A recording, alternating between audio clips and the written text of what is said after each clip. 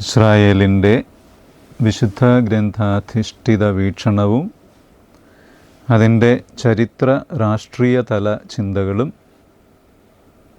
കഴിഞ്ഞ 2 ദിവസങ്ങളായി ക്ലാസ്സുകളിലൂടെ നാം കാണുകയായിരുന്നു. ഇവയുടെ വെളിച്ചത്തിൽ ഇസ്രായേൽ രാജ്യത്തെയും യഹൂദ ജനതയെയും ക്രിസ്ത്യാനികൾ എപ്രകാരം നോക്കിക്കാണണമെന്ന് പുതിയ നിയമ അധിഷ്ഠിതമായും സഭയുടെ ഔദ്യോഗിക പഠനങ്ങളുടെയും അടിസ്ഥാനത്തിൽ നോക്കി കാണാനുള്ള ഒരു എളിയ ശ്രമമാണ് ഇവിടെ നടക്കുക. ഇസ്രായേലിൻ്റെ ആനുകാലിക രാഷ്ട്രീയ സാമൂഹിക സംഭവങ്ങളുടെ അടിസ്ഥാനത്തിൽ നിരവധി പ്രസക്തവും അതോടൊപ്പം തന്നെ അപ്രസക്തവുമായ ചോദ്യങ്ങൾ വിശ്വാസികളുടെ ഇടയിൽ ഉരുത്തിരിഞ്ഞ് വരുന്നുണ്ട്. പ്രത്യേകിച്ച് ഇറാൻ, ഇറാഖ് രാജ്യങ്ങൾ ഇസ്രായേലുമായി നടത്തുന്ന യുദ്ധ സംഘർഷങ്ങളുടെ സമയമായിരുന്നു അത് കൂടുതലായി ഉയർന്നു വന്നിരുന്നത്. സോഷ്യൽ മീഡിയയിലും വാർത്താമാധ്യമങ്ങളിലും സാമൂഹ്യ ചിന്തകരുടെ ഇടയിലുമൊക്കെ ഉണ്ടായ ചോദ്യോത്തരങ്ങൾ, അതോടൊപ്പം തന്നെ ക്രൈസ്തവ മതവിശ്വാസികളുടെ ഇടയിലും ഒത്തിരിയേറെ സംശയങ്ങളും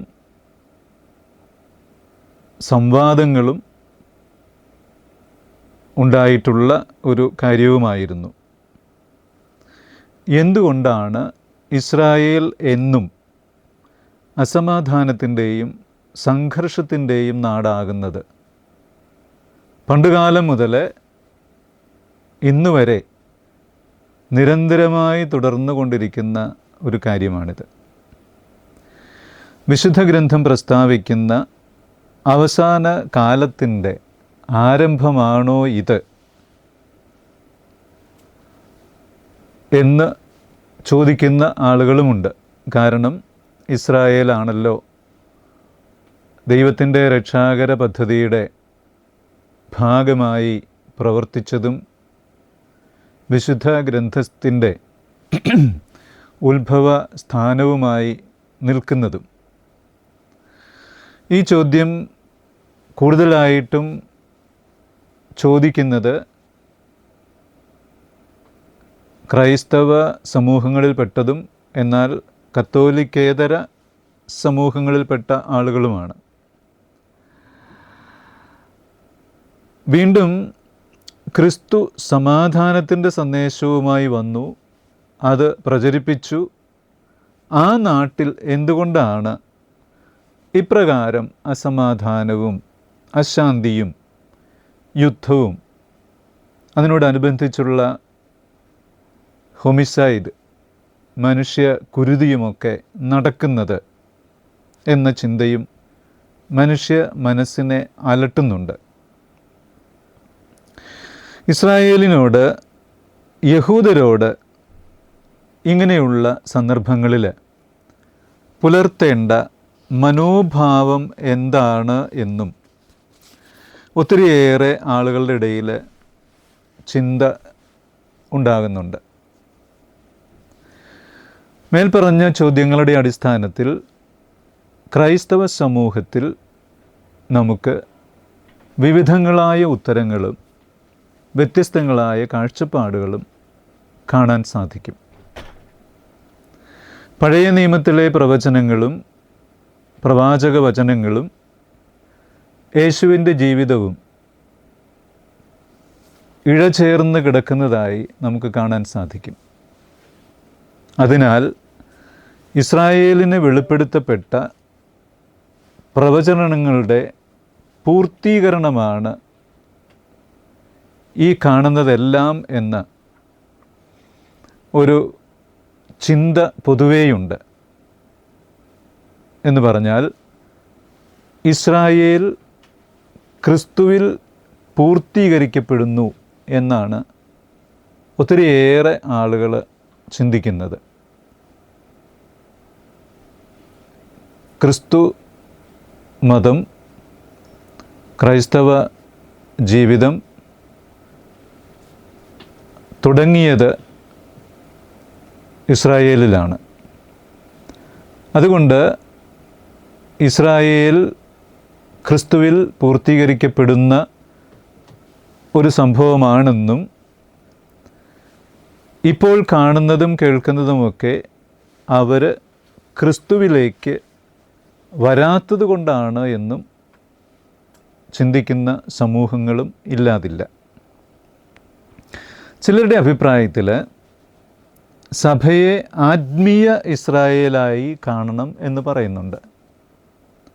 പഴയ നിയമത്തിലെ ഇസ്രായേലിൻ്റെ തുടർച്ചയാണ് സഭ എന്ന് അവർ വാദിക്കുന്നുണ്ട്. ആദ്യകാല സഭാപിതാക്കന്മാർ ഇപ്രകാരമൊരു ചിന്ത വെച്ച് പുലർത്തിയിരുന്നതായി കാണാം.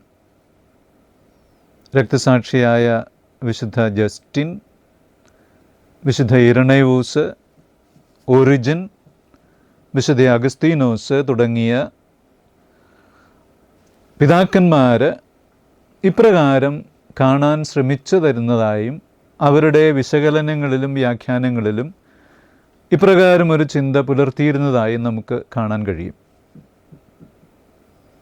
പഴയ നിയമത്തിലെ ഓരോ സംഭവവും പുതിയ നിയമവുമായി ബന്ധപ്പെടുത്തി വിശദീകരിക്കാനും ആ വിശദീകരണങ്ങളെ വ്യാഖ്യാനപരമായി ഇപ്രകാരം ആണ് എന്ന് വിലയിരുത്താനും അവർ ശ്രമിച്ചിരുന്നു.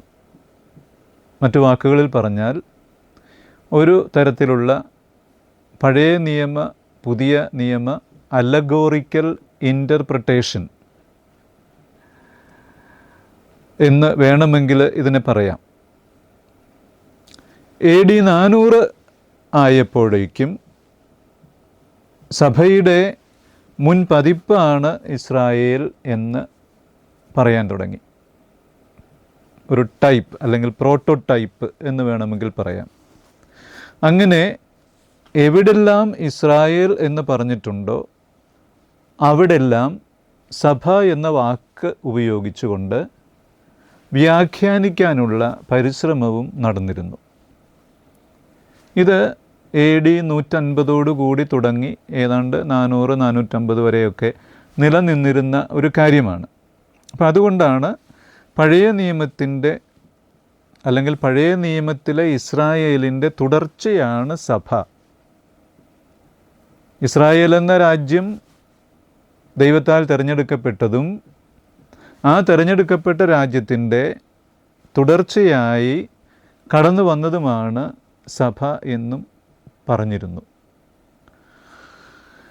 മറ്റൊരു കൂട്ടം ക്രൈസ്തവർ ചിന്തിക്കുന്നത് ഇസ്രായേൽ രാജ്യത്തിൻ്റെയും യഹൂദരുടെയും സംരക്ഷണം തങ്ങളുടെ മിഷനറി ദൗത്യമാണെന്നും അതിൽ ഇസ്രായേൽ രാജ്യത്തിന് എന്തെങ്കിലും സംഭവിച്ചാൽ അതിന് തങ്ങൾ കൂടി ഉത്തരവാദികളാണെന്നും അവർ ചിന്തിക്കുന്നു. മേൽപ്പറഞ്ഞ ആദിമ സമൂഹത്തിലെ ചില സഭാപിതാക്കന്മാരുടെ ചിന്തയെ മുൻനിർത്തി നടത്തിവരുന്ന പഠനങ്ങളുടെ അടിസ്ഥാനത്തിലാണ് ഇപ്രകാരം പറയുന്നത്. ക്രിസ്തുമതം യഹൂദമതത്തിൽ നിന്ന് ഉരുത്തിരിഞ്ഞതായതുകൊണ്ട് ഇസ്രായേലിന് എന്തെങ്കിലും സംഭവിച്ചു കഴിഞ്ഞാൽ അതിനുള്ള ഉത്തരവാദിത്വം ക്രിസ്ത്യാനികൾക്ക് കൂടി ഉണ്ട് എന്ന ഒരു ചിന്ത. അപ്പം അതുകൊണ്ട് ഇസ്രായേലിന് പൊളിറ്റിക്കലായിട്ടോ മറ്റു തരത്തിലോ ഒക്കെ എന്തെങ്കിലും പ്രശ്നങ്ങൾ സംഘർഷങ്ങൾ ഉണ്ടാകുമ്പോൾ അത് ക്രിസ്ത്യാനിയുടെ കൂടെ സംഘർഷമാണ് എന്ന ഒരു ചിന്ത കടന്നു വരുന്നുണ്ട്.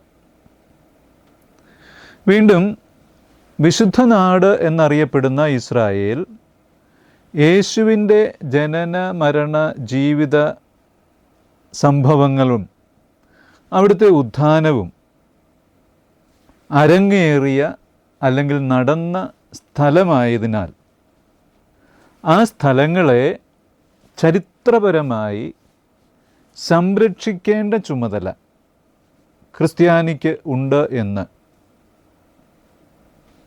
ഒത്തിരിയേറെ ക്രൈസ്തവ സമൂഹങ്ങൾ വിശ്വസിക്കുന്നു. ഇതിൽ ചെറിയൊരു സത്യമുണ്ട്, ഇല്ല എന്ന് പറയുന്നില്ല. കാരണം യേശുക്രിസ്തുവിനോടുള്ള ക്രിസ്ത്യാനിയുടെ വിശ്വാസവും ആഭിമുഖ്യവും അത്തരത്തിൽ വൈകാരികമായ ഒരടുപ്പവും ചിന്തയും ഉണ്ടാക്കാൻ പ്രേരണ നൽകുന്നതാണ്. ഇതിന് ചരിത്രപരമായ ചില വസ്തുതകളും കൂടെ നമുക്ക് കാണാൻ സാധിക്കും. ക്രിസ്തുമതം ആദിമ സമൂഹത്തിൽ പീഡനങ്ങൾ അനുഭവിച്ചിരുന്ന ആദ്യത്തെ 2 നൂറ്റാണ്ടുകളിലെങ്കിലും യേശു ജനിച്ച് പ്രവർത്തിച്ച് ജീവിച്ച് മരിച്ച് ഉത്ഥാനം ചെയ്ത ആ പ്രദേശങ്ങളെക്കുറിച്ചോ ആ സ്ഥലങ്ങളെക്കുറിച്ചോ യാതൊരു അറിവുമില്ലാതെ മണ്ണിനടിയിൽ തമസ്കരിക്കപ്പെട്ടു കിടന്നിരുന്നു എന്ന് വേണമെങ്കിൽ പറയാം.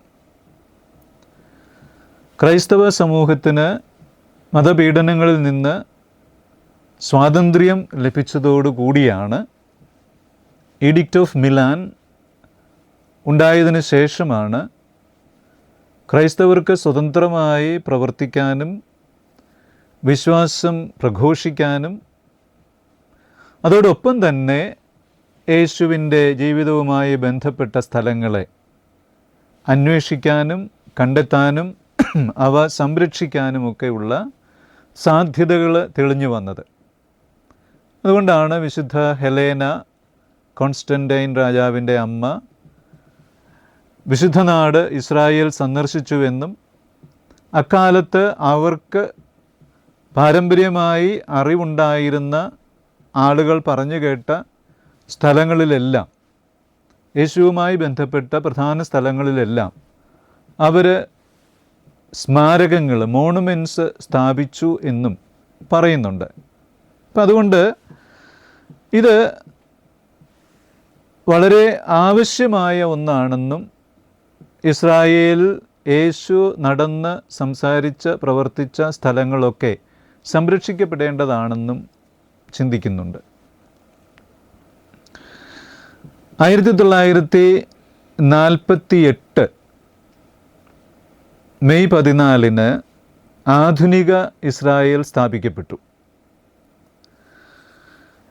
ഇതിനെ സംബന്ധിച്ചും വിവിധങ്ങളായ ആർഗ്യുമെൻറ്റ്സ്, സംവാദങ്ങളും അതുപോലെ തന്നെ വ്യാഖ്യാനങ്ങളും സഭയിലും പുറത്തും ഒക്കെ ഉള്ളതായിട്ട് നമുക്ക് കാണാൻ സാധിക്കും. അന്ത്യദിനങ്ങളെക്കുറിച്ചുള്ള പ്രവചനങ്ങളുടെ ഭാഗിക പൂർത്തീകരണമായി ചില ക്രൈസ്തവ സമൂഹങ്ങൾ ഇതിനെ കാണുന്നുണ്ട്. കാരണം എല്ലാവരെയും ഒരുമിച്ച് ചേർക്കുന്ന ഒരു കാലം വരുമെന്നും അതിനുശേഷം വീണ്ടും ദൈവത്തിൻ്റെ ഭരണം ഉണ്ടാകുമെന്നും അതിനുശേഷമാണ് അവസാന നാളുകൾ, അന്ത്യം ഉണ്ടാവുക എന്നും പറയുന്നുണ്ട്. ഇതിനെ ബന്ധിപ്പിച്ചിട്ടാണ് പറയുക, ഇസ്രായേൽ ഒരു കാലത്തുണ്ടായിരുന്നു, അത് ഇല്ലാതായി, വീണ്ടും ഇസ്രായേൽ ഇതാ പുനർജനിച്ചിരിക്കുന്നു. യേശുവിൻ്റെ അല്ലെങ്കിൽ മെശിഹായുടെ 2ാമത്തെ വരവിനുള്ള ഒരുക്കമായി സംഭവിക്കുന്ന കാര്യമാണിത് എന്ന് പറയുവാൻ ആരംഭിച്ചു. അങ്ങനെയും ചില ചിന്തകൾ, ഒരു പുനഃപ്രതിഷ്ഠയുടെ ചിന്തകൾ ക്രൈസ്തവ സമൂഹങ്ങളിൽ, പ്രത്യേകിച്ച് നെയോ സയനിസ്റ്റ് സമൂഹങ്ങളുമായി ബന്ധമുള്ള ക്രൈസ്തവ സമൂഹങ്ങളുടെ ഇടയിൽ നിലനിൽക്കുന്നതായി നമുക്ക് കാണാൻ സാധിക്കും. അങ്ങനെ വരുമ്പോൾ ഇസ്രായേൽ എന്ന നേഷൻ, രാഷ്ട്രം, ദൈവികമായ എന്തോ ഒന്നിൻ്റെ പ്രതീകമായും മെസ്സിയായുടെ 2ാം വരവിൻ്റെ പ്രതീകമായുമൊക്കെ കാണുന്ന ഒരു പ്രവണത ഉണ്ട്. മേൽപ്പറഞ്ഞവയുടെ അടിസ്ഥാനത്തിലാണ് എപ്രകാരമാണ് ഇസ്രായേലിനെയും യഹൂദരെയും ക്രൈസ്തവോചിതമായി കാണേണ്ടതെന്ന് നമ്മൾ വിചിന്തനം ചെയ്യുന്നത്. ഇവിടെ ഒന്നാമതായി നാം മനസ്സിലാക്കേണ്ടത്, സഭയും ഇസ്രായേൽ ഇസ്രായേലുമാണ് എന്നുള്ള സത്യമാണ്. ഇപ്രകാരം ഒരു സ്റ്റേറ്റ്മെൻറ്റ് ഞാൻ പറയുമ്പോൾ നേരത്തെ പറഞ്ഞ ഒത്തിരിയേറെ ആർഗ്യുമെൻറ്റുകൾ ഇല്ലാതാക്കിക്കൊണ്ടല്ല പറയുന്നത്. പക്ഷേ ആർഗ്യുമെൻറ്റുകൾ അതിലുള്ള വസ്തുനിഷ്ഠതകളെക്കുറിച്ച് നമുക്ക് വ്യക്തമായ ധാരണയും ബോധ്യവും ഉണ്ടാകണമെന്നും സഭയും ഇസ്രായേലും ഒന്ന് അല്ല എന്നും സഭ ഇസ്രായേലിൻ്റെ തുടർച്ചയാണ് എന്നും ചിന്തിക്കാനുള്ള വഴികൾ അല്ല എന്ന കാര്യമാണ് പറയുന്നത്. സഭ സഭയാണ്, ഇസ്രായേൽ ഇസ്രായേലാണ്. ഈ കാര്യത്തെയാണ് നമ്മൾ ആദ്യമായി ഒന്ന് വിശകലനം ചെയ്യേണ്ടത്. ഏതാണ്ട് 70-ലധികം പ്രാവശ്യം ഇസ്രായേൽ എന്ന വാക്ക് പുതിയ നിയമത്തിൽ ഉപയോഗിച്ചിട്ടുണ്ട്. ഇവയിൽ അധിക പങ്കും ഉപയോഗിച്ചിരിക്കുന്നത് ഇസ്രായേൽ രാജ്യത്തെയോ യഹൂദ ജനതയെയോ ഉദ്ദേശിച്ച് മാത്രമാണ്. യഹൂദരെക്കുറിച്ച് പറയാനും ഇസ്രായേൽ എന്ന പഴയ നിയമവുമായി ബന്ധപ്പെട്ട രാജ്യത്തെക്കുറിച്ച് പറയാനുമാണ് പുതിയ നിയമത്തിൽ ഇസ്രായേൽ എന്ന വാക്ക് ഉപയോഗിച്ചിരിക്കുന്നത്.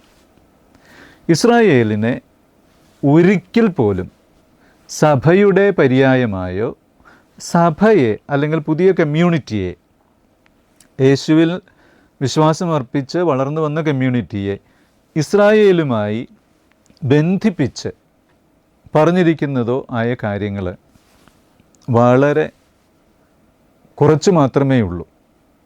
ഇല്ലെന്ന് തന്നെ വേണമെങ്കിൽ പറയാം.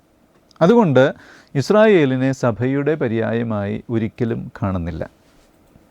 സഭ പുതിയ ഇസ്രായേലാണെന്ന് സുവിശേഷങ്ങളോ ഇതര പുതിയ നിയമഗ്രന്ഥങ്ങളോ പറയുന്നില്ല. അങ്ങനെ ഒരു ആർഗ്യുമെൻ്റ് ഒരിടത്തും നമുക്ക് കാണാൻ കഴിയുന്നില്ല.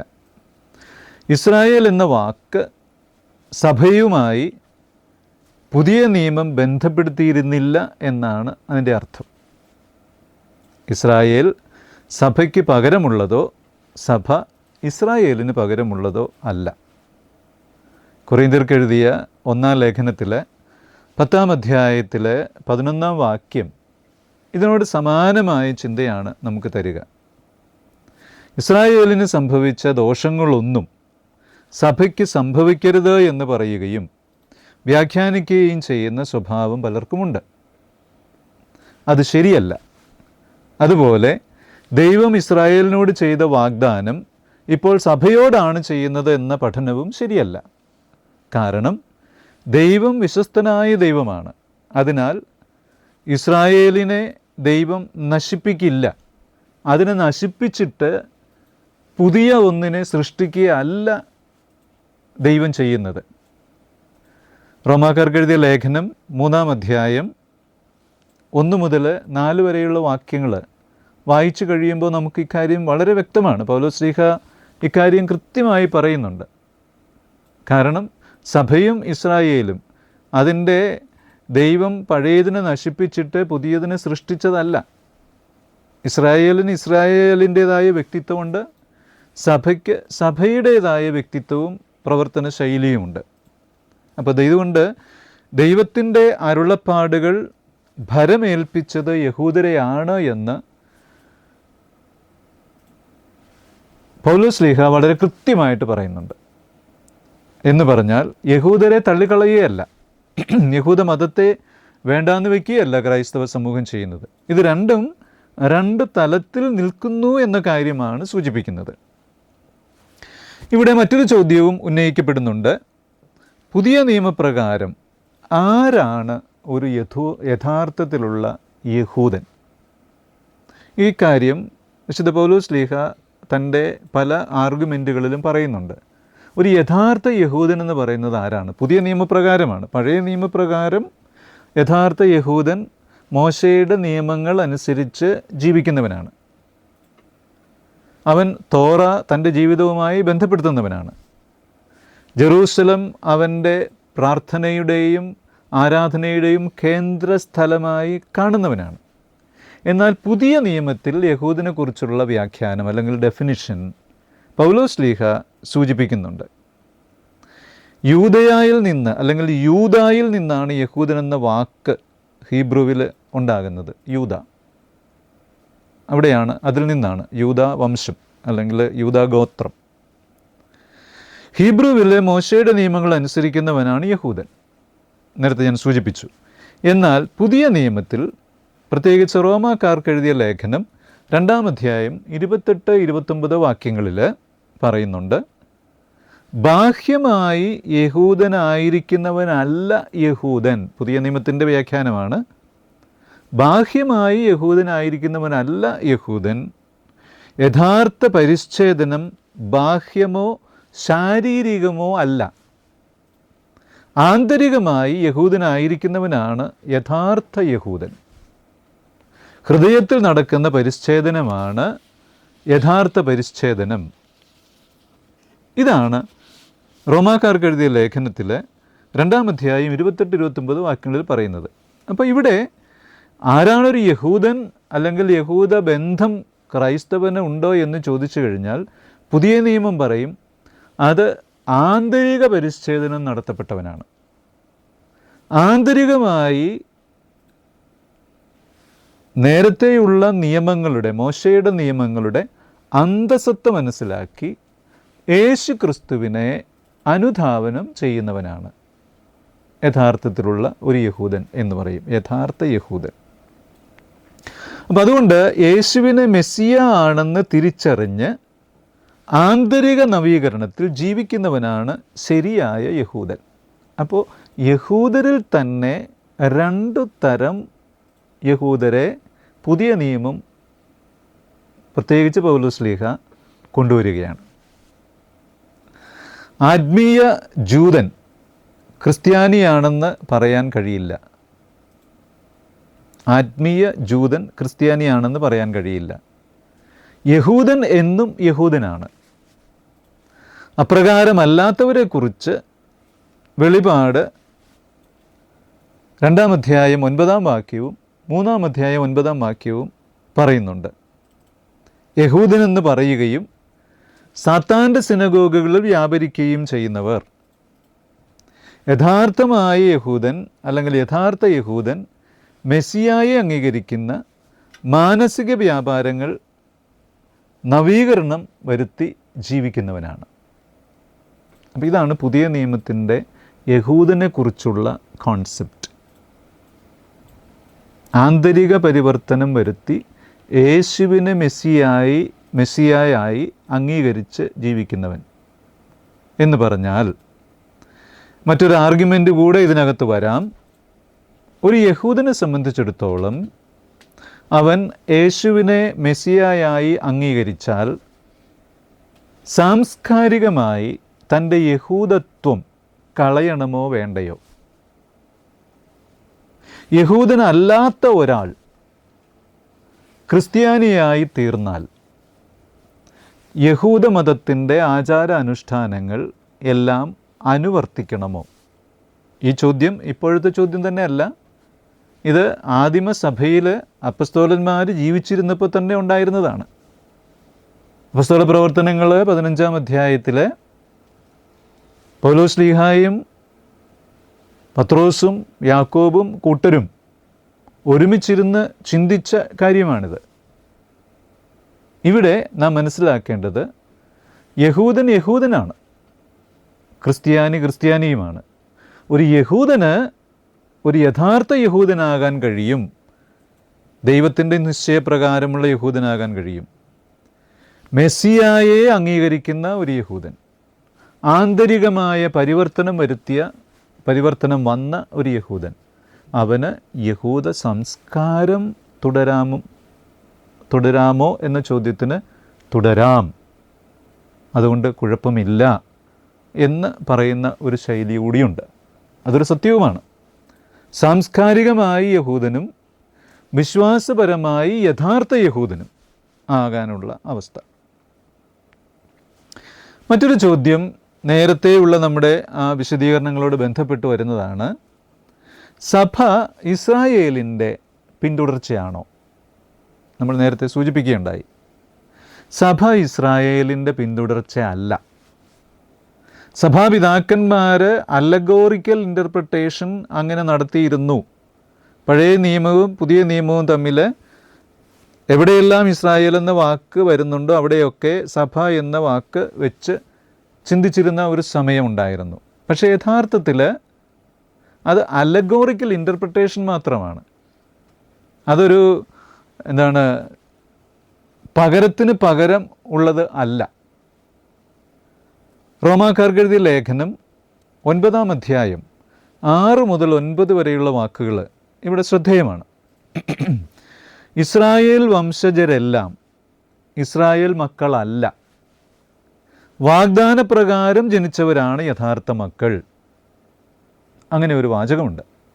വാഗ്ദാനപ്രകാരം ജനിച്ചവരാണ് യഥാർത്ഥ മക്കൾ. വിശ്വാസത്താൽ അബ്രാഹത്തിൻ്റെയും ഇസഹാക്കിൻ്റെയും യാക്കോബിൻ്റെയും മക്കളാകണം. വിശ്വാസത്താൽ. അപ്പോൾ സഭ ഇസ്രായേലിൻ്റെ തുടർച്ചയാണോ എന്ന് ചോദിച്ചു കഴിഞ്ഞാൽ സഭ ഇസ്രായേലിൻ്റെ തുടർച്ചയാകുന്നില്ല. പക്ഷേ വിശ്വാസത്തിലൂടെ അബ്രാഹത്തിൻ്റെയും ഇസഹാക്കിൻ്റെയും യാക്കോബിൻ്റെയും മക്കളായിട്ട് മാറണം. ഇതുപോലെ മിശിഹായുടെ അവനിൽ വിശ്വസിക്കുന്നവരുടെ പിൻതലമുറയാണ് യഥാർത്ഥ ഇസ്രായേലിൻ്റെ പിന്തുടർച്ചാ അവകാശികൾ. അതിനാൽ സഭ ഇസ്രായേലിൻ്റെ പിന്തുടർച്ചാ അവകാശികളല്ല, പകരം യേശുവിനെ വിശ്വസിച്ച് മുന്നോട്ട് പോകുന്നവരുടെ പിന്തുടർച്ചയാണ്. അതിൽ അബ്രാഹത്തിൻ്റെയും ഇസ്ഹാക്കിൻ്റെയും യാക്കോബിൻ്റെയും മക്കൾ ഉണ്ട്. അവരിൽ നിന്നും ആണ് അത് ഉണ്ടാകുന്നത്. അപ്പോൾ മറ്റൊരു ചോദ്യം ഉണ്ടാകാനുള്ള സാധ്യത ഇതാണ്: ദൈവത്തിൻ്റെ ഇസ്രായേൽ അതാരാണ്? ദൈവത്തിൻ്റെ ഇസ്രായേൽ, ഇസ്രായേൽ എന്ന രാജ്യം, ഇസ്രായേൽ എന്ന സമൂഹം, ദൈവത്തിൻ്റെ ഇസ്രായേൽ എന്താണത്? ഗലാത്യർക്ക് എഴുതിയ ലേഖനത്തിൽ 6-ാമത്തെ അധ്യായം 15-16 വാക്യങ്ങളിൽ അടയാളാത്മകമായി പറയുന്നൊരു കാര്യമുണ്ട്. നേരത്തെ സൂചിപ്പിച്ച ചില കാര്യങ്ങളോട് ബന്ധപ്പെട്ടതാണത്. പരിച്ഛേദന കർമ്മം നടത്തുന്നതിലോ നടത്താതിരിക്കുന്നതിലോ അല്ല, പുതിയ നവീകരിക്കപ്പെട്ട സൃഷ്ടിയാവുക എന്നതാണ് പ്രധാനം. ഇവിടെ പുതിയ സൃഷ്ടിയാകാൻ കഴിയുന്ന, രൂപാന്തരീകരണം നടക്കുന്ന വ്യക്തികളും സമൂഹവും ആയിത്തീരണം. അതാണ് ഗലാത്യർക്ക് എഴുതിയ ലേഖനത്തിലെ 6-ാമത്തെ അധ്യായത്തിൻ്റെ പൗലോസ്ലീഹ സൂചിപ്പിക്കുന്ന കാര്യം. പുതിയ സൃഷ്ടിയാവുക, രൂപാന്തരീകരണം നടക്കുന്ന ഒരു സമൂഹം. ശരിക്കും ഇതാണ് പുതിയ നിയമം. ഈ രൂപാന്തരീകരണം നടക്കാത്ത ഒരു സമൂഹം അത് പഴയ നിയമമാണ്. അത് ഈ പ്രകൃതിയുടെ ഭാഗമായ യഹൂദ സമൂഹമാണ്. അപ്പോൾ സൃഷ്ടിയുടെ പുതിയ നിയമം പാലിക്കുന്ന ഏവനും പുതിയ ഇസ്രായേലാണ്. അതാണ് ദൈവത്തിൻ്റെ ഇസ്രായേൽ. ദൈവത്തിൻ്റെ ഇസ്രായേലിന് ആന്തരികമായ അവസ്ഥയാണ് പ്രധാനമായിട്ടുള്ളത്. ഇതൊരു രാജ്യമോ ഒരു മതാചരണത്തിൻ്റെ ഭാഗമോ അല്ല. അപ്പോൾ പുതിയ നിയമത്തിൽ ഇസ്രായേൽ എന്ന് പറയുന്നത് നവീകരിക്കപ്പെട്ട, രൂപാന്തരീകരണം പ്രാപിച്ച സമൂഹവും വ്യക്തികളുമാണ്. അവിടെ രാജ്യചിന്തയില്ല, മത അനുഷ്ഠാനത്തിൻ്റെയോ ആചാരത്തിൻ്റെ ഭാഗവുമല്ല. ദൈവത്തിൻ്റെ തിരഞ്ഞെടുപ്പും പ്രവർത്തനവുമാണ് പ്രധാനമായിട്ടുള്ളത്. ഒരു പുതിയ സൃഷ്ടിയാവുക, ആ പുതിയ സൃഷ്ടിയാകുന്ന അവസ്ഥയാണ് വേണ്ടത്. അവിടെ രാജ്യത്തിൻ്റെ ബൗണ്ടറികളില്ല. അവിടെ മതത്തിൻ്റെ ആചാരക്രമങ്ങൾ, പരമ്പരാഗതമായ ആചാരക്രമങ്ങൾക്ക് അർത്ഥവുമില്ല. ഇപ്പോൾ ദൈവത്തിൻ്റെ മിശിഹായിൽ വിശ്വസിക്കുന്നവരുടെ സമൂഹമാണത്. ഇതാണ് പുതിയ സൃഷ്ടിയായി, പുതിയ ഇസ്രായേലായി, നവീകരിക്കപ്പെട്ട സമൂഹമായി ജീവിക്കുന്നവർ. അപ്പോൾ ഇവിടെ ഞാനിത് ഇത്രയും പറഞ്ഞതിൻ്റെ കാരണം, പൗലോസ് ശ്ലീഹ വളരെ കൃത്യമായിട്ട് റോമാക്കാർക്കും ഗലാത്യക്കാർക്കും കൊറിന്ത്യർക്കും ഒക്കെ എഴുതിയ ലേഖനഭാഗത്തോട് ബന്ധപ്പെടുത്തി അദ്ദേഹം വിശദീകരിക്കുമ്പോൾ നവീകരിക്കപ്പെട്ട മനുഷ്യരായി മാറുക, രാജ്യത്തിനതീതമായി, മതത്തിനതീതമായി, ദൈവത്തിൻ്റെ അരൂപിക്ക് തങ്ങളെ തന്നെ വിട്ടുകൊടുക്കുന്ന പുതിയ സൃഷ്ടിയാകുന്ന അവസ്ഥ നമ്മിൽ സംജാതമാകണം. അപ്പോൾ യേശുക്രിസ്തുവിൽ നവീകരിക്കപ്പെട്ട പുതിയ സൃഷ്ടിയായ വ്യക്തിയും സമൂഹവുമായി മാറുമ്പോൾ അതാണ് ദൈവത്തിൻ്റെ ഇസ്രായേൽ. അപ്പോൾ ഇവിടെ ഒരു രാജ്യത്തിന് വേണ്ടി മുറവിളി കൂട്ടുന്ന, അവിടെ യുദ്ധമുണ്ടാകുമ്പോൾ വേവലാതിപ്പെടുന്ന, അവിടെ പ്രശ്നങ്ങൾ ഉണ്ടാകുമ്പോൾ നമ്മൾ നശിച്ചു പോകുന്നുവെന്ന് ചിന്തിക്കുന്ന ശൈലിക്കപ്പുറത്ത് എല്ലാവരും ദൈവത്തിൽ മിശിഹായിൽ ഒന്നാകുന്ന നവീകരിക്കപ്പെട്ട ഒരു സാമൂഹ്യ വ്യവസ്ഥിതിയാണ് വേണ്ടത് എന്ന ചിന്ത നമ്മിൽ ഉണ്ടാകണം. കാരണം ഇവിടെ സജാതീയനും വിജാതീയനുമില്ല. ഇവിടെ യഹൂദനെന്നോ ഗ്രീക്കുകാരനെന്നോ വ്യത്യാസമില്ല. എല്ലാവരും ദൈവമക്കളാവുക എന്നതാണ് പ്രധാനപ്പെട്ട കാര്യം. അപ്പോൾ ഞാൻ ഇത്രയും പറഞ്ഞതിൻ്റെ കാരണം ഇസ്രായേൽ എന്ന ഒരു സമൂഹത്തെക്കുറിച്ചുള്ള ആ വ്യഗ്രത, ആ വ്യഗ്രതയുടെ അടിസ്ഥാനം എന്ത്? ഒരു ക്രിസ്ത്യാനി അപ്രകാരം വ്യഗ്രചിത്തനാകണമോ വേണ്ടയോ? തീർച്ചയായിട്ടും വ്യഗ്രതയുടെ ആവശ്യമുണ്ട് ചില കാര്യങ്ങളിൽ. അത് യേശു ജീവിച്ച് വളർന്ന് പ്രവർത്തിച്ച് മരിച്ച രക്ഷാകര രഹസ്യങ്ങൾ പൂർത്തിയാക്കപ്പെട്ട സ്ഥലമാണ് എന്നും അത് ഉയിർക്കൊണ്ട സ്ഥലമാണ് എന്നും അതിൻ്റെ സാഹചര്യങ്ങളെല്ലാം അതിലുണ്ട് എന്നും യഹൂദ വംശത്തിൽ നിന്നാണ് ക്രിസ്തു വളർന്നു വന്നതെന്നും ഉള്ള എല്ലാ കാര്യങ്ങളും അതിനകത്തുണ്ട്. അത് അല്ല യഥാർത്ഥത്തിൽ പുതിയ സമൂഹം. വളരെ വ്യത്യസ്തമായ രൂപാന്തരപ്പെട്ട ഒരു സമൂഹമാണ്. ഈ ഒരു കാര്യം നാം വളരെ വ്യക്തമായിട്ട് മനസ്സിലാക്കിയിരിക്കണം. ഔദ്യോഗിക സഭ ഇസ്രായേലിനെയും യഹൂദരെയും എപ്രകാരമാണ് കാണുക? ഇത് നമ്മുടെ ചിന്തയ്ക്ക് വിഷയമാക്കേണ്ട ഒരു കാര്യമാണ്. സഭ യഹൂദ മതത്തിൽ നിന്നും ഉരുത്തിരിഞ്ഞതാണെങ്കിലും സഭ ഇസ്രായേലോ ഇസ്രായേൽ സഭയോ അല്ല. ഇത് നമ്മൾ നേരത്തെ പറഞ്ഞിട്ടുണ്ട്. സിഹിയോൻ ശാലയിൽ കൂടിയിരുന്ന യഹൂദരുടെ എന്ന് പറഞ്ഞാൽ ശിഷ്യന്മാരുടെയും മാതാവിൻ്റെയും മേലെ പരിശുദ്ധാത്മാവ് പന്തക്കുസ്ത ദിനത്തിൽ വന്നതോടെയാണ് സഭ പിറന്നത്. അവിടെ പ്രധാനപ്പെട്ട രണ്ട് കാര്യങ്ങളുണ്ട്. യഹൂദരുണ്ട്, പന്തക്കുസ്ത ദിനം യഹൂദരുടെ തിരുനാളായിരുന്നു. ഇത് രണ്ടുമുണ്ട്. ഇത് അടിസ്ഥാനമായിട്ട് നിൽക്കുന്നുണ്ട്. അങ്ങനെയൊരു അടിസ്ഥാനത്തിൽ പരിശുദ്ധാത്മാവ് കടന്നു വന്നപ്പോൾ അവിടെയാണ് സഭ രൂപം കൊള്ളുന്നത്. അപ്പോൾ യഹൂദ മതത്തിൻ്റെ പിന്തുടർച്ചയാണ് എന്നതിൻ്റെ അല്ല അർത്ഥം. ഈ ഒരു ഘടകം അതിലുണ്ട് എന്ന് മാത്രമേ ഉള്ളൂ. അപ്പസ്തോല പ്രവർത്തനങ്ങളിൽ 2-ാമത്തെ അധ്യായം 1 മുതൽ 4 വരെയുള്ള വാക്യങ്ങൾ ഇക്കാര്യമാണ് പറയുന്നത്. സഭ പിറന്നത് യഹൂദരിലാണ്, പക്ഷേ ആത്മാവിൻ്റെ പ്രവർത്തനത്താലാണ്. അതുകൊണ്ട് ആദ്യം സഭാംഗങ്ങളായവരും യഹൂദ മതത്തിൽ നിന്നായിരുന്നു. നമുക്കറിയാം 2-ാമത്തെ അധ്യായത്തിൽ 11-ാമത്തെ വാക്യം അത് കൃത്യമായിട്ട് പറയുന്നുണ്ട്. യഹൂദരായിരുന്നു. യഹൂദരല്ലാത്ത പ്രഥമ ക്രിസ്ത്യാനിയുടെ പേര് ആദ്യമായിട്ട് നമ്മൾ കാണുന്നത് അപ്പസ്തോല പ്രവർത്തനങ്ങൾ 10-ാമത്തെ അധ്യായത്തിലാണ്. കൊർണേലിയൂസ്. വിശുദ്ധ പൗലോസ് പറയുന്നത് വിജാതിയർ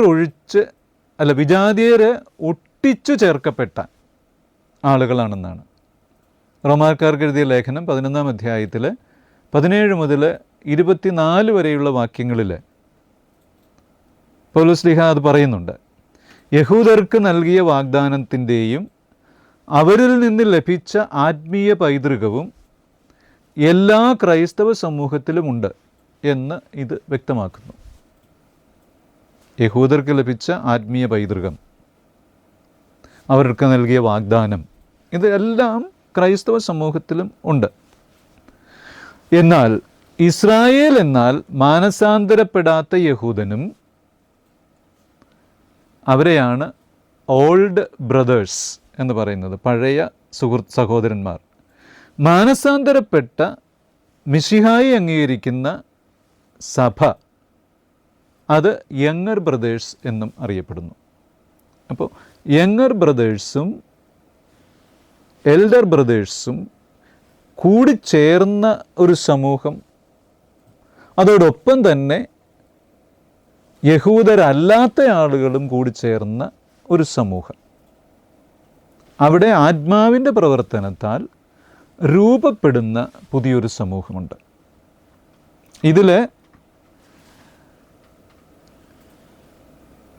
എൽഡർ ബ്രദേഴ്സ് അവർ യേശുവിനെ അംഗീകരിക്കാതെ അതിൽ തന്നെ നിലനിൽക്കുന്നു. യങ്ങർ ബ്രദേഴ്സ് യേശുവിനെ അംഗീകരിച്ച്, ഇതിൽ പെടാത്ത ആളുകളും യേശുവിനെ അംഗീകരിച്ച് ഒരുമിച്ച് ചേർന്ന് ഒരു സമൂഹമായി രൂപപ്പെടുന്നു. ജോൺ പോൾ രണ്ടാമൻ മാർപ്പാപ്പ പറഞ്ഞത് 1986 അദ്ദേഹം റോമിലെ ഒരു സിനഗോഗ് സന്ദർശിച്ചപ്പോൾ അദ്ദേഹം പറഞ്ഞത്, കത്തോലിക്ക സഭ തൻ്റെ ആന്തരികതയുടെ അന്വേഷണത്തിൽ മനസ്സിലാക്കുന്നത് യഹൂദമതം ഒരു തരത്തിൽ ക്രിസ്തുമതത്തിൻ്റെ ആന്തരികതയിൽ ദൃശ്യമാണെന്നാണ്. തുടർച്ചയെന്നല്ല പറഞ്ഞത്, ആന്തരികതയിൽ, ക്രിസ്തുമതത്തിൻ്റെ അന്തസത്തയിൽ യഹൂദമതത്തിൻ്റെ ശൈലികൾ, ശക്തികൾ കാണുന്നു. ഇപ്രകാരം ഒരു ബന്ധം മറ്റൊരു മതവുമായി ക്രിസ്തുമതത്തിന് ഇല്ല. പല ആർഗ്യുമെൻറ്റുകളും ഒക്കെ പലതരത്തിൽ പറയാറുണ്ട്. ഉദാഹരണത്തിന് മത്തായിയുടെ സുവിശേഷത്തിൽ പറയുന്ന മലയിലെ പ്രസംഗം 5 മുതൽ 8 വരെയുള്ള അധ്യായങ്ങൾ അത് ബുദ്ധമതത്തിൻ്റെ ശൈലികളുള്ളതാണെന്നും അതുകൊണ്ട് യേശു ക്രിസ്തുവിന് ബുദ്ധമതവുമായി ബന്ധമുണ്ടായിരുന്നുവെന്നും ക്രിസ്തുമതത്തിന് ബുദ്ധമതവുമായി ബന്ധമുണ്ടെന്നും അതുകൊണ്ടാണ് വളരെ അഹിംസയുടെയും മാനുഷികതയുടെയും ദൈവികത, ഈ മനുഷ്യ ദൈവ ബന്ധത്തിൻ്റെയും അവൻ്റെ ആന്തരികതയെക്കുറിച്ചുമൊക്കെ പറയുന്നതെന്ന ഒരു ആർഗ്യുമെൻ്റ് ഉണ്ട്. വളരെ ശക്തമായൊരു ആർഗ്യുമെൻ്റാണ്. പക്ഷേ അത് സഭ ഒരിക്കലും അംഗീകരിച്ചിട്ടില്ല. പക്ഷേ ഇവിടെ യഹൂദമതത്തിൻ്റെ ആന്തരികത ക്രിസ്തുമതത്തിൻ്റെ ആന്തരികതയുടെ ഭാഗമാണ്, ആ ഭാവങ്ങളെല്ലാം ഉൾക്കൊണ്ടിട്ടുണ്ട് എന്ന് മാർപ്പാപ്പ 1986 പറയുകയുണ്ടായി. അതിനാൽ യഹൂദർ നമ്മുടെ പ്രിയപ്പെട്ട സഹോദരങ്ങളാണ്. അതാണ് മാർപ്പാപ്പ പറയുന്നത്. യഹൂദർ നമ്മുടെ പ്രിയപ്പെട്ട സഹോദരങ്ങളാണ്. ഒരു പ്രകാരത്തിൽ നിങ്ങൾ ഞങ്ങളുടെ ജ്യേഷ്ഠ സഹോദരരാണ്. ഞാൻ നേരത്തെ സൂചിപ്പിച്ചല്ലോ, elder brother and younger brother. ഒരു പ്രകാരത്തിൽ നിങ്ങൾ ഞങ്ങളുടെ ജ്യേഷ്ഠ സഹോദരരാണ് എന്ന് മാർപ്പാപ്പ ആ സിനഗോഗിൽ വെച്ച് അവിടെ കൂടിയിരുന്ന റബ്ബിമാരോടും അന്നത്തെ യഹൂദ സമൂഹത്തോടും പറയുകയുണ്ടായി. സഭയുടെ നിലപാടിതാണ്. സഭ ഇസ്രായേലിൻ്റെ പിന്തുടർച്ചയോ യഹൂദ മതത്തിൻ്റെ പിന്തുടർച്ചയോ അല്ല. അവർ നമ്മുടെ സഹോദരങ്ങളാണ്, അവർ നമ്മുടെ ജ്യേഷ്ഠ സഹോദരങ്ങളാണ്. ആ ഒരു ബന്ധമേ നമുക്ക് അവരുമായി ഉള്ളൂ, അല്ലെങ്കിൽ ആ ഒരു ബന്ധമാണ് അവരുമായി നമുക്കുള്ളത്. ഇവിടെ ഒരു കാര്യം നമ്മൾ മനസ്സിലാക്കേണ്ടത്, ഇത് ഒരു പകരം വയ്ക്കലല്ല. പഴയ നിയമത്തിലെ ഇസ്രായേൽക്കാർ ദൈവത്തിൽ നിന്ന് അകന്നു പോയപ്പോൾ ദൈവം പുതിയൊരു സമൂഹത്തെ സൃഷ്ടിച്ച് അവിടുത്തെ ആത്മാവിൻ്റെ ചൈതന്യത്തിൽ അവിടുത്തെ സ്നേഹത്തിൽ ചേർത്ത് നിർത്തിയതാണ് അങ്ങനെ ഒരു ചിന്ത. അത് എന്താണ്, ഒരു റീപ്ലേസ്മെൻറ്റ് തിയോളജി എന്നൊക്കെ പറഞ്ഞുകൊണ്ട് ഉള്ള ഒരു ശൈലി വളർന്നു വന്നിട്ടുണ്ട്. ഇതൊരു റീപ്ലേസ്മെൻറ്റ് തിയോളജിയുടെ ഭാഗമല്ല, ഒന്നിന് പകരം വെച്ചതല്ല. അങ്ങനെ പകരം വെച്ച ഒരു ചിന്തയാണ് ഉണ്ടാകുമായിരുന്നതെങ്കിൽ ദൈവത്തിൻ്റെ വിശ്വാസ്യതയെയും ദൈവമുണ്ടാക്കിയ ഉടമ്പടിയെയും അത് ലംഘിക്കുന്നതാകും. കാരണം ഇസ്രായേലിന് ദൈവം വളരെ ശക്തമായ നന്മകൾ വാഗ്ദാനം ചെയ്തിട്ടുണ്ട്. ആ വാഗ്ദാനങ്ങളുടെ വയലേഷനായി പോകുമായിരുന്നു ക്രിസ്ത്യാനികൾ യഹൂദ മതത്തിൻ്റെ വ്യത്യാസപ്പെട്ട അതിൻ്റെ പിന്തുടർച്ചയായിട്ട് അവരനുസരിക്കാതിരുന്നത് കൊണ്ട് അനുസരിക്കാൻ ഉണ്ടായതാണെങ്കിൽ. അപ്പം അതുകൊണ്ട് ക്രിസ്തുമതം യഹൂദമതത്തിന് പകരമല്ല. ദൈവം അങ്ങനെ ഒരു പകരമതമായിട്ട് ആഗ്രഹിച്ചിട്ടുമില്ല. ക്രിസ്തുമതം പുതിയ ഇസ്രായേൽ സെഹിയോൻ ശാലയിൽ പന്തക്കുസ്ത ദിനത്തിൽ പിറന്നതാണ്. ഇതിൽ എല്ലാവരും ഉൾപ്പെടുന്നു. യഹൂദനും വിജാതീയനും എല്ലാവരും അതിൽ ഉൾപ്പെടുന്നുണ്ട്. അപ്പം അതുകൊണ്ട് ക്രിസ്തുമതത്തിന് യഹൂദ മതം അനിവാര്യമാണോ എന്ന് ചോദിച്ചാൽ അനിവാര്യത അല്ല എന്നാണ് ഔദ്യോഗിക സഭ പഠിപ്പിക്കുന്നത്. അനിവാര്യത അല്ല, പക്ഷേ അതിൻ്റെ ആത്മീയത ക്രിസ്തുമതം ഉൾക്കൊണ്ടിട്ടുണ്ട്. ദൈവത്തിൻ്റെ വാഗ്ദാനങ്ങളുടെ പൂർത്തീകരണമായി ക്രിസ്തു വന്നുവെന്ന് സഭ പഠിപ്പിക്കുന്നുണ്ട്. യേശുക്രിസ്തുവിന് യഹൂദമതവുമായി ബന്ധം ഉണ്ടായിരുന്നുവെന്ന് സഭ പഠിപ്പിക്കുന്നുണ്ട്. ഇനി അബ്രാഹത്തിൽ വിശ്വസിക്കുന്ന ക്രിസ്തുവിനെ അംഗീകരിക്കാനുള്ള ജ്യേഷ്ഠ സഹോദരന്മാർ ഇന്നത്തെ ആധുനിക ഇസ്രായേൽ പ്രതിനിധാനം ചെയ്യുന്നു. അബ്രാഹത്തിൽ വിശ്വസിക്കുന്ന ക്രിസ്തുവിനെ അംഗീകരിക്കാനുള്ള ജ്യേഷ്ഠ സഹോദരന്മാർ ഇന്നത്തെ ആധുനിക ഇസ്രായേലിനെ പ്രതിനിധാനം ചെയ്യുന്നു. ഇതാണ് വിശുദ്ധ നാടും ഒരു രാജ്യവും എന്ന രീതിയിൽ യഹൂദ തനിമ ആയിട്ട് നിൽക്കുന്നത്. അപ്പോൾ ക്രിസ്തുമതം പുതിയ ഇസ്രായേൽ സെഹിയോൻ ശാലയിൽ പന്തക്കുസ്ത ദിനത്തിൽ പിറന്നു. അതിലെല്ലാവരും ഉൾപ്പെടുന്നു. യൂദനും വിജാതീയനും എല്ലാവരും ഉണ്ട്.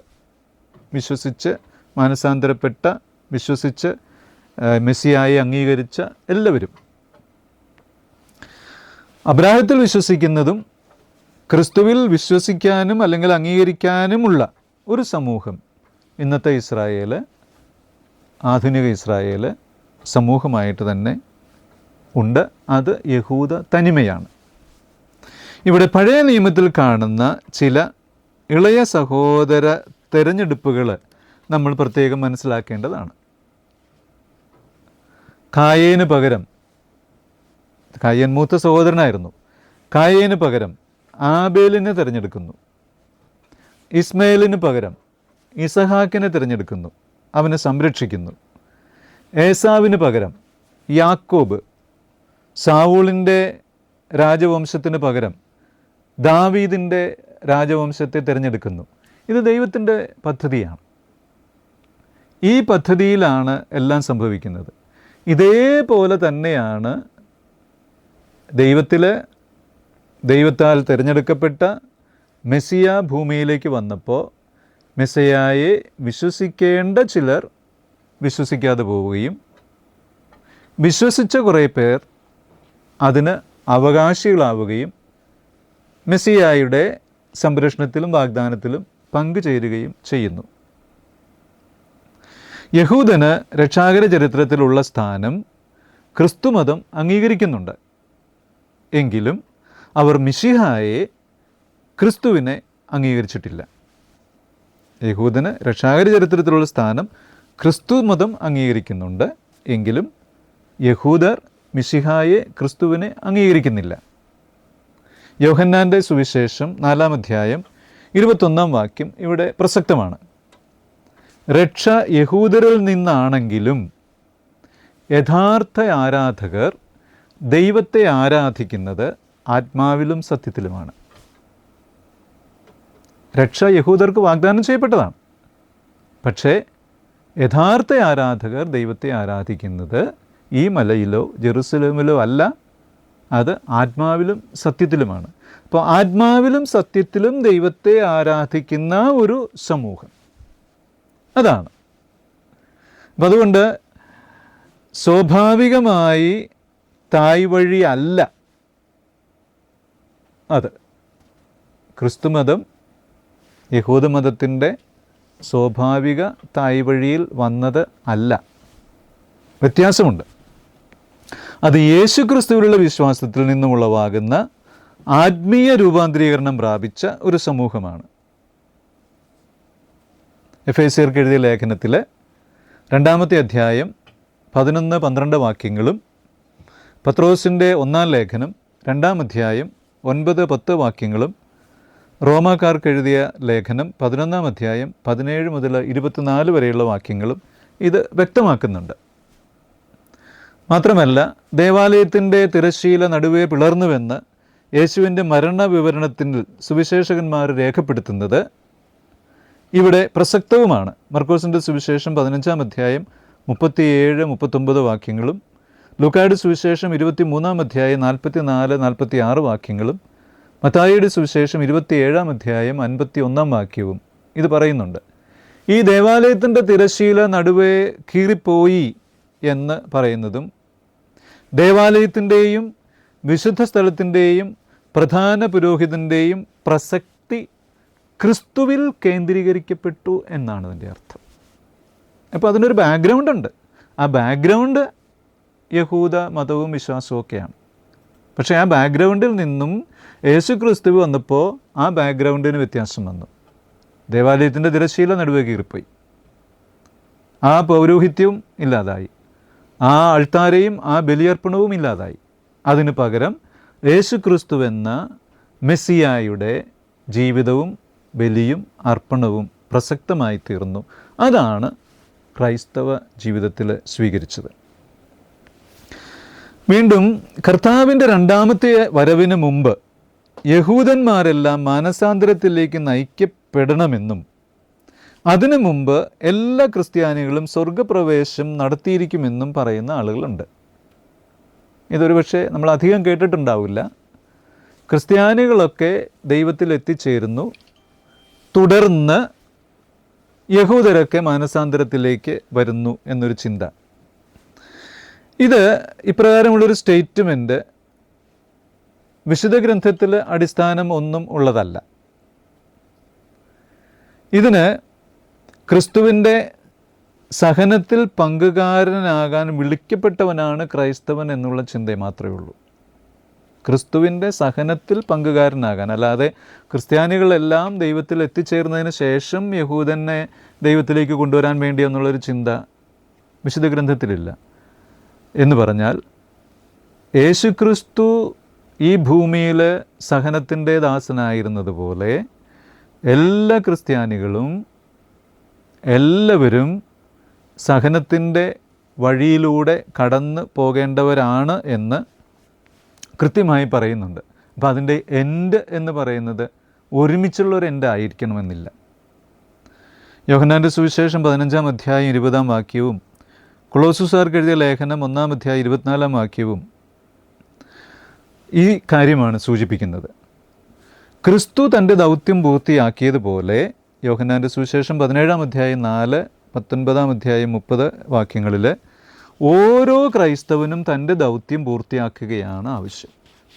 അല്ലാതെ പൊതുവായിട്ടുള്ളൊരു കാര്യത്തേക്കാൾ കൂടുതൽ ക്രിസ്തുവിൻ്റെ ദൗത്യം ഓരോ ക്രൈസ്തവനും തൻ്റെ ജീവിതത്തിലൂടെ ക്രിസ്തുവിൻ്റെ സഹനങ്ങളിൽ പൂർത്തിയാക്കപ്പെടേണ്ടത് എൻ്റെ സഹനത്തിലൂടെ ഞാൻ പൂർത്തിയാക്കുന്നു എന്ന് പറഞ്ഞ പൗലോസ്ലീഹായെ പോലെ ഓരോ ക്രൈസ്തവനും തൻ്റെ ജീവിതത്തിലൂടെ അത് പൂർത്തിയാക്കണം. അപ്പോൾ എല്ലാവരും ക്രിസ്തുവിൽ ഒന്നു ചേരുന്നത് വരെ ഇത് തുടരുകയും വേണം.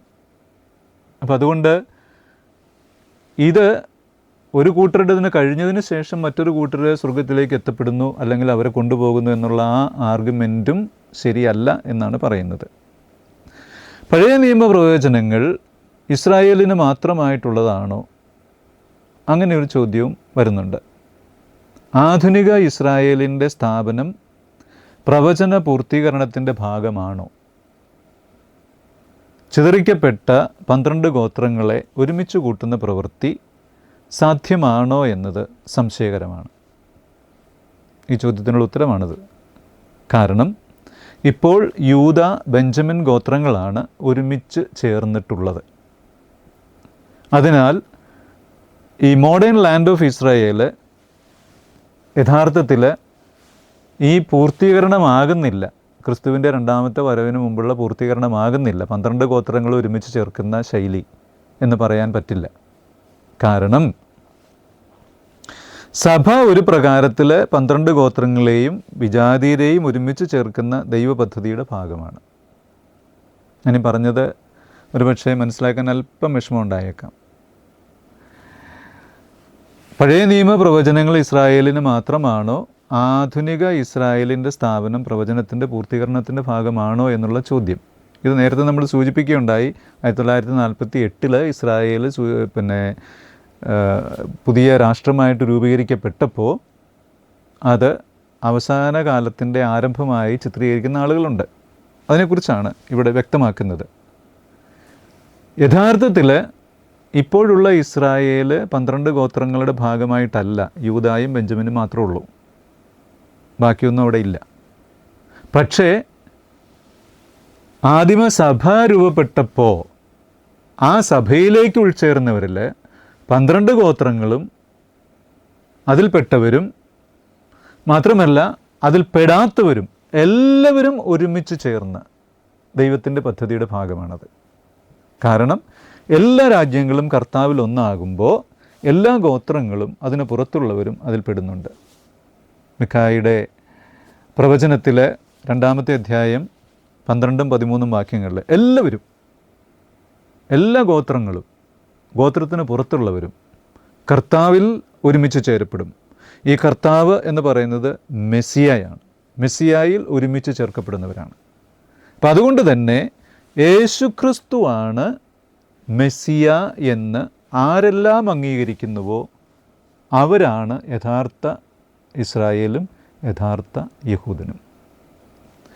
ക്രിസ്തു സമൂഹത്തിന്, പ്രത്യേകിച്ച് കത്തോലിക്കാ സഭയ്ക്ക് യഹൂദ സമൂഹത്തോട് ധാരണക്കുറവുണ്ടോ, അവരെ അന്യരായി കാണുന്നുണ്ടോ, അങ്ങനെ ഒരു ചിന്ത വരാം ഇപ്പോൾ പറഞ്ഞതിൻ്റെയൊക്കെ വെളിച്ചത്തിൽ. അറിവില്ലായ്മയുടെ അടിസ്ഥാനത്തിൽ വ്യക്തമായ ധാരണകളുടെ കുറവും കാരണങ്ങളാൽ ക്രിസ്തുമതം യഹൂദമതത്തെ അവഗണിക്കുകയോ കുറ്റം വിധിക്കുകയോ ചെയ്ത ഒരു കാലമുണ്ടായിരുന്നു.